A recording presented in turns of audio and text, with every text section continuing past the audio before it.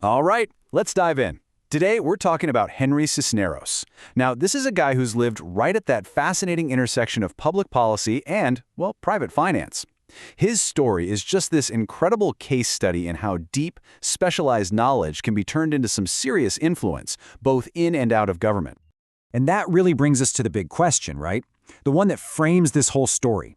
How does a public servant, someone who spent their career in government, end up building a private empire worth over $5 billion? It's a heck of a jump. So let's dig in and figure it out. Okay, so to really get a handle on Cisneros, you've got to start at the beginning, with his foundation. And let me tell you, his career was no accident. It was meticulously designed. It was architected, really, built on this super rigorous academic base. And it was all focused on one single thing: figuring out what makes cities tick.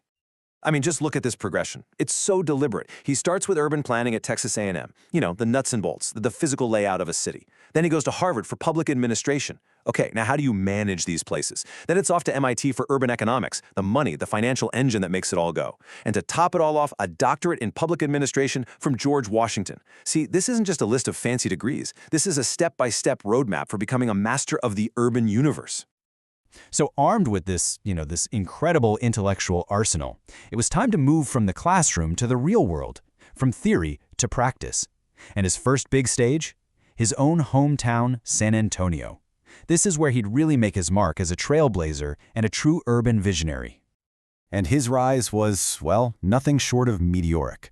In 1981, he's elected mayor, which was a huge deal, the first Hispanic mayor of a major U.S. city in almost 140 years. And over the next 4 terms, he totally went to work modernizing San Antonio.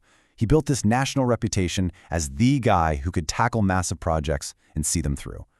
And the whole saga with the Alamo Dome, it's the perfect case study of his leadership style. I mean, this was a massive political brawl. You had, as the sources put it, dueling economists on TV arguing about whether it was worth the money. But for Cisneros, it was more than just a stadium. It was a strategic gamble, a big bet on the city's future. And this willingness to push for these huge, sometimes controversial projects, that became his signature move. So after transforming San Antonio, it was time for the national stage. In 1993, he gets the call from President Bill Clinton. The job? Secretary of Housing and Urban Development. HUD. Basically, he became the nation's new housing chief. And at HUD, he had this signature program, this big idea called Hope 6. Now, you have to understand, the idea was pretty radical for its time. The old way was to just patch up failing public housing. Hope 6 said, nope, let's tear down the absolute worst of it and start fresh. It provided huge grants to build totally new, modern, mixed-income communities in their place. It was a complete game changer. And the scale here, it was just immense. We're talking about $5.8 billion in federal money. This wasn't some tiny pilot program. This was a full-scale, nationwide push to literally reshape the face of public housing in America. And by a lot of metrics, Hope VI was a massive success. It took these blighted neighborhoods, these crumbling old towers, and completely transformed them into actual modern communities. It was also really smart financially because it used those federal dollars as a seed to attract even more money from private investors and local governments. It was a serious attack on decades of urban decay. But it's not that simple. The legacy is really complex. When you transform neighborhoods on this kind of scale, you create huge social challenges. I mean, what happens to the people who lived there before? You've got issues of relocation, concerns about displacement, and it taught everyone a really crucial lesson. You can't just build new buildings. Trying to merge these massive construction projects with the delicate human-level social support people need, well, that's incredibly, incredibly hard. So Cisneros is at the top of his game, right? He's solidifying this amazing national reputation. And then, everything changes. His career takes this sudden, dramatic, and completely unexpected turn. A personal crisis hits, and his time in public service comes to a screeching halt. So what happened? Well, in 1997, Cisneros was indicted. It was all about his attempts to hide payments he'd made to a former mistress. The legal fallout was, as you can imagine, pretty serious. In the end, he pleaded guilty to a misdemeanor, paid a fine, and that was it. His incredibly promising political career was, for all intents and purposes, over. And this right here is the critical pivot in the whole story. The scandal absolutely ended his political career, but it did something else. something kind of remarkable. It unlocked the market value of his intellectual career.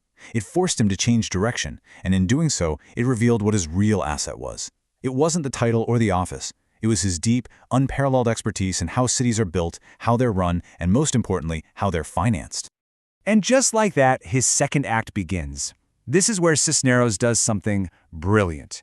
He takes all that deep knowledge from his public policy days and masterfully translates it into the world of private equity and finance. He essentially figured out how to commercialize the very mission he'd been working on in government. Hey, remember that $5.8 billion number from the Hope V program? Well, get this. The private equity firm he went on to found, a company called CityView, has managed projects with a total development value of over $5 billion. It's an almost perfect parallel, isn't it? He went from deploying billions in public money to deploying billions in private capital, all on a massive scale.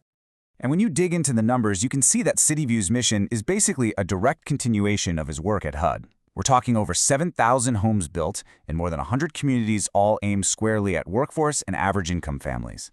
Think about that. He took the social goals of public housing policy and built a successful, profitable business model to achieve them. And his strategy in the private sector is so comprehensive, it's like this three-pillar ecosystem. Okay, pillar 1, CityView. That's for building the actual housing. Pillar 2, his work at Siebert Williams Shank, which is a huge municipal finance firm. From there, he helps shape how cities raise the money they need. And pillar 3, American III Partners, which invests in big infrastructure projects. So by playing in all three of those sandboxes, he has his hands on the entire value chain of modernizing a city. But the story doesn't just end with business success. It seems like Cisneros is now in his third act, and this one is all about cementing his legacy. It's about continuing to shape policy and making sure his influence is felt for a long, long time. I mean, think about it. He's been out of public office for decades, but he is still a major voice in these conversations. He co-chairs the Housing Commission at the Bipartisan Policy Center. That gives him this respected, neutral platform to guide policy debates. And he's still writing really influential books, keeping himself right at the center of the discussion about where our cities are heading. And maybe the most telling thing is that he's investing in the next generation.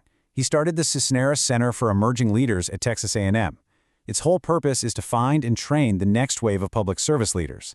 It's a really clear sign that he wants to pass the torch to make sure his unique way of looking at urban challenges doesn't just end with him.